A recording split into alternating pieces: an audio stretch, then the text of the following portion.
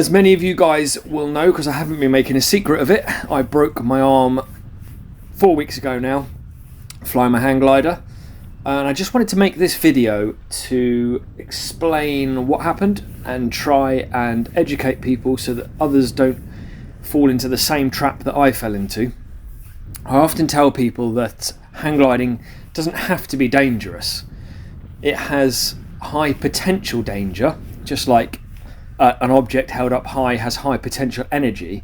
The potential for danger within hang gliding is quite high, but you don't have to make it dangerous as a sport.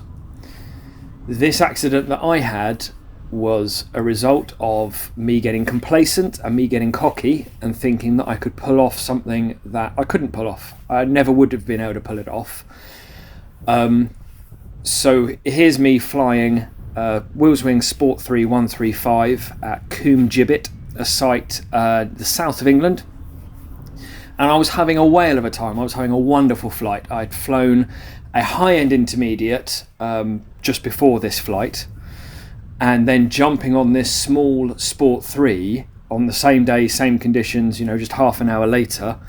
I was just thoroughly enjoying the Sport 3. It was like a mini fighter plane. It was doing exactly what I wanted of it, super tuned into the glider. So I'm flying along and the conditions got lighter. As you can see here, I'm now down ridge height, not up where I would normally be to top land this site.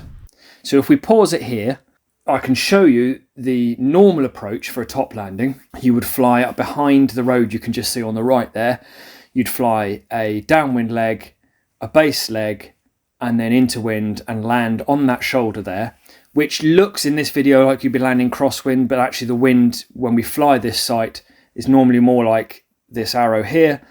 So you're more or less into wind at the point of touchdown, top landing here. Like I say, on this flight, as you can see, I'm too low to make the top landing there.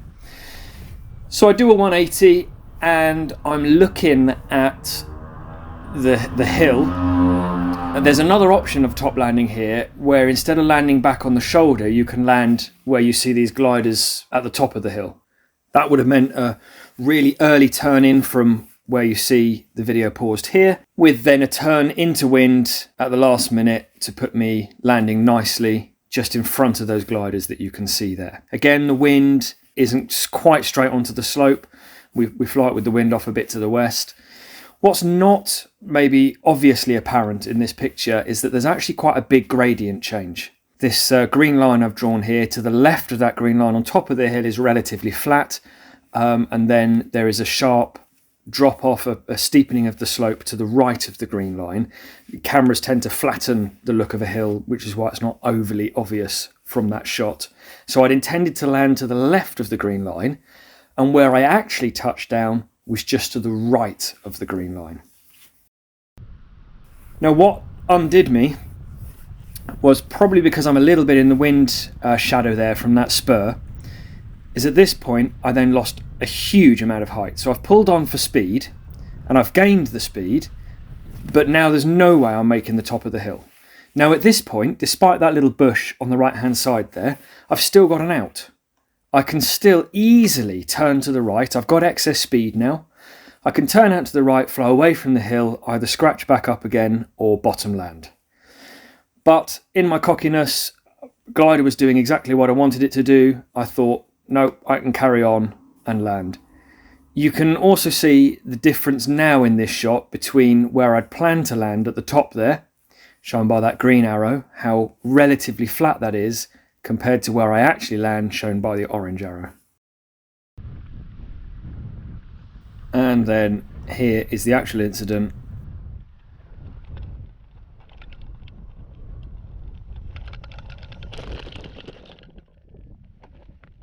And that's how you break your arm. So let's look at it again, slow motion. Even here I can turn out from the hill. Even here I could run it out, fly out from the hill and bottom land. You'll see around about now the right wing starts to come up. I shift all the way right to try and counter it, but the left wing tip touches the ground, cartwheels me, and I'm into the hill. The actual impact was minor. It was more luck where my arm was that I broke my arm. There is my broken arm, nice fracture of the humerus. And here is an external view video, courtesy of Trigger, in which you can see how minimal the impact really was. It wasn't heavy, I didn't damage anything on the glider. So here's the full sequence again in real speed from the top, just so that you can watch it in one go and see the chain of events. Because the hill is producing lift, it's always going to try and lift the away from hill wing, and because the hill is sloped, the into hill wing is always going to contact the slope and cartwheel you. In theory, this kind of landing is possible, but only when there is next to no wind, next to no lift, and having experienced this, there is no way I would try it again. Fly safe, people.